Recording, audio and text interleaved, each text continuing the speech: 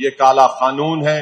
اگر کوئی مسلمان آدیواسی ہوگا تو وہ اپنی جائیداد کو وقف نہیں کر سکے گا، اور وقف اولاد کرے گا تو مودی کی حکومت یہ کہہ رہی ہے کہ بیٹی کا حق نہیں مارا جا سکتا.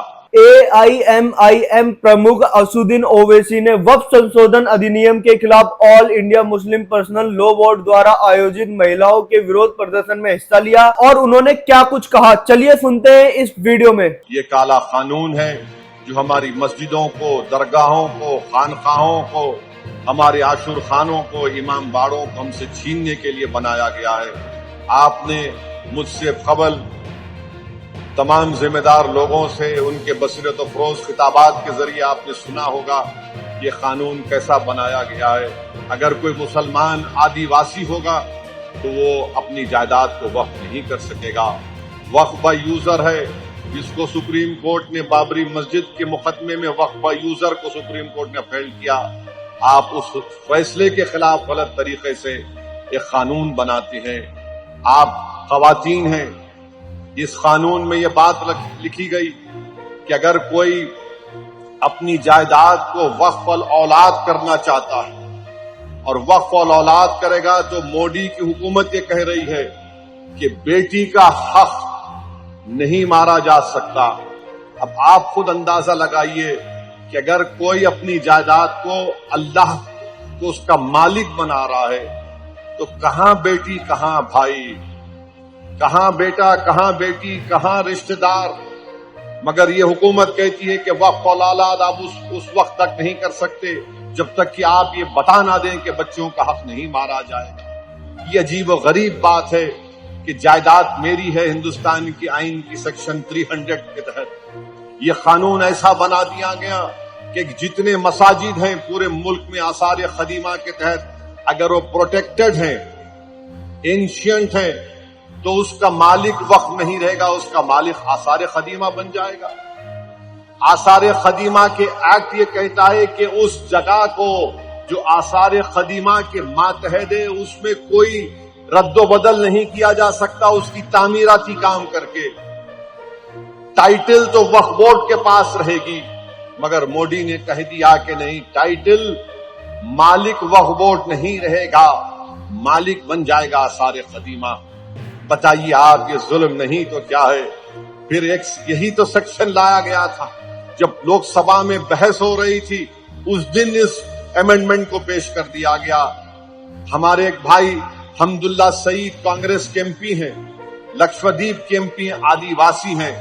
उनके मरहूम वालिद 9 मरतबा के एमपी थे लोकसभा और राज्यसभा के. अब आप कह रहे हैं कि आदिवासी अपनी जायदाद को वक्फ नहीं करेगा. तो ये इस तरह के गलत कवानीन बनाकर मुसलमानों से उनकी जायदादों को छीनने का काम कर रही है. मैं इस मौके पर हमारे मुहिबुल्लाह नदवी साहब का भी शुक्रिया अदा करूंगा कि हम तमाम अराकीन ने मिलकर उस पार्लियामेंट की ज्वाइंट वर्किंग कमेटी में बड़ी मेहनतें की, बड़ी जुस्तजू की. हमने पूरी कोशिश की कि हम अपने मौक़िफ़ को सामने रख सकें. इसीलिए हमने उस ज्वाइंट वर्किंग कमेटी की रिपोर्ट में हमने अपने डिसेंट रिपोर्ट को भी दिया है. मैंने दिया, मौलाना मुहिबुल्लाह नदवी साहब ने दिया, और मौलाना मुहिबुल्लाह नदवी साहब रामपुर के एमपी भी है और पार्लियामेंट के सामने जो मस्जिद है उसके इमाम भी है. ये कानून ये कह रहा है कि पार्लियामेंट के सामने की मस्जिद वक्फ की नहीं रहेगी, गवर्नमेंट की प्रॉपर्टी हो जाएगी. आप बताइए, जिस मस्जिद का इमाम एक एमपी हो, बहैसियत इमाम इनका तकर्रुर दिल्ली वक्फ बोर्ड ने किया. ये कानून ये कह रहा है कि हम उस मस्जिद को मस्जिद नहीं मानेंगे, गवर्नमेंट की प्रॉपर्टी बना देंगे.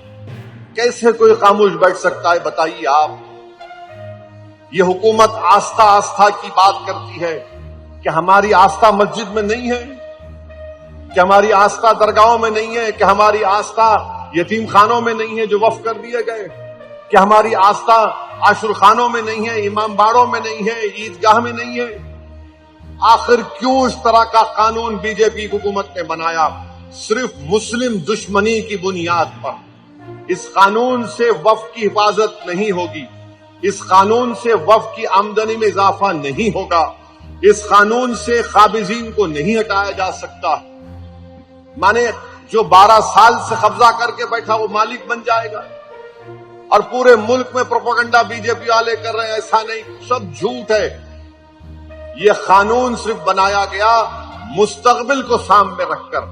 اگر یہ قانون رہے گا تو یاد رکھیے آر ایس ایس کے پاس ایک لسٹ ہے جو ان کا ماننا یہ ہے کہ تاریخ کے کسی وقت میں مساجد نہیں تھے، کسی اور کی عبادت گاہ تھی. تو صرف ان کو کرنا یہ ہے کہ کلکٹر کے پاس جا کر ایک درخواست دینا ہے کہ یہ مسجد نہیں ہے، اور کلکٹر انکوائری آرڈر کرے گا. اس کے بعد سے جب تک انکوائری کی رپورٹ مکمل نہیں ہوتی وہ وقف کی جائیداد نہیں رہے گی. آپ سن کر کہہ رہے ہوں گے کیا بات کر رہے ہو، انکوائری پہ میں اپنی مسجد کو کھو دوں گا؟ جی ہاں، اگر کلکٹر کے پاس کوئی شکایت کرے گا تو انکوائری پر آپ مسجد کھو دیں گے. جب تک کہ انکوائری مکمل نہیں ہو جاتی کلکٹر انکوائری آرڈر کرے گا، آپ انتظار کرتے رہیے. کوئی بھی جا کر کمپلین کر دے گا. یہ بولتے ہیں پورٹل، ارے پورٹل کیا ہے؟ پورٹل پہ بھی چڑھانے سے پہلے کوئی کمپلین کر دے گا.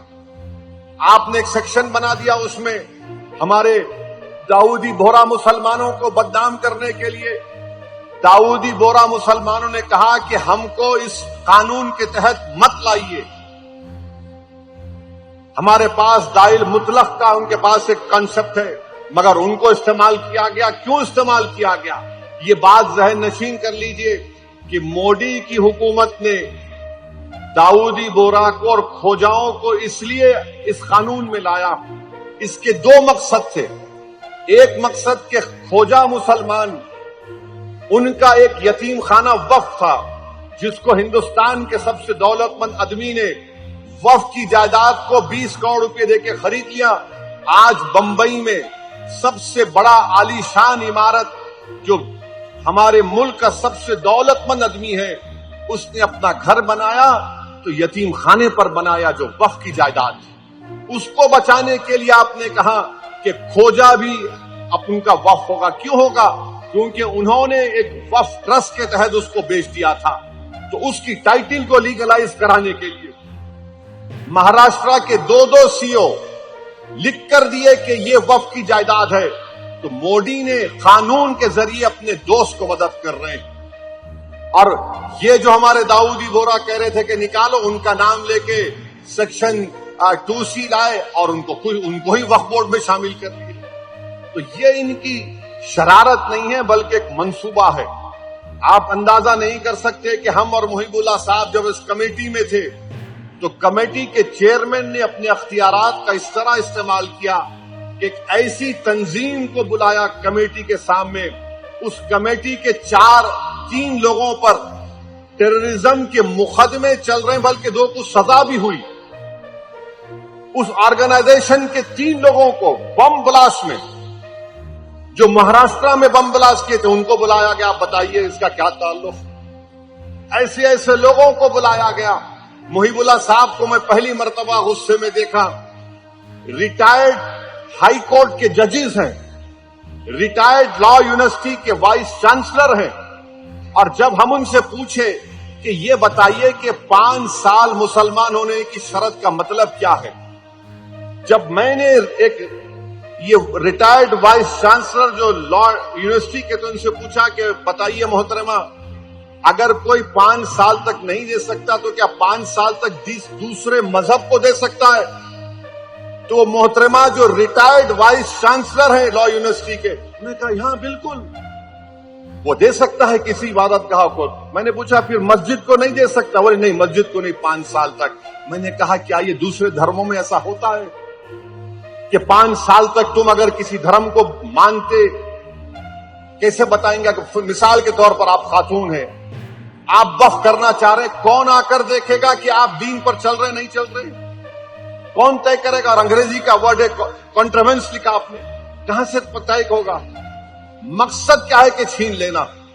بلکہ وہ محترمہ جاتے وقت مجھے ایسی غلط الفاظ میں، ان پارلیمنٹری لینگویج میں مجھ پر ایک تانا مار کے گئے.